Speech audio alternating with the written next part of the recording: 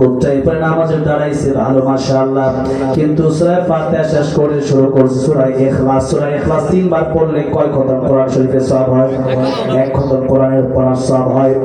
এখন আমার নাম জুবাইর আহমদ তাশরিফ, আপনি কি তাশরিফ পেয়া জাস আমি কি কমু গাড়ি নিচে একটা দিদারি ঠিক না ঠিক নাম ব্যাগে লিখে নিয়ে এখন কোরআন শরীফ তেলাওয়াত করতেছে, তেলাওয়াতের সময় বলল কুল হুয়াল্লাহু আহাদ। আহাদ ভুলটা কোথায়? দুইটা শব্দ ভুল করছে। আহাদ বললো আহাদ, এটা হলো আলিফ হামজা, একটা হলো হামজা, আরেকটা হলো হা, আরেকটা হলো আইন, আরেকটা হলো হা।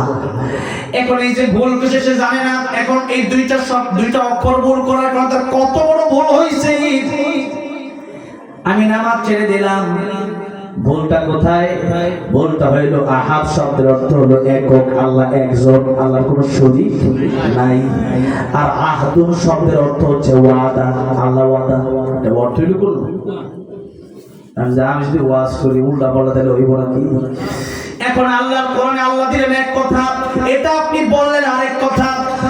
নামাজ তো হবেই না, আল্লাহ নামাজ হয়ে যাবে, কোরআন বদদুয়া দিবে।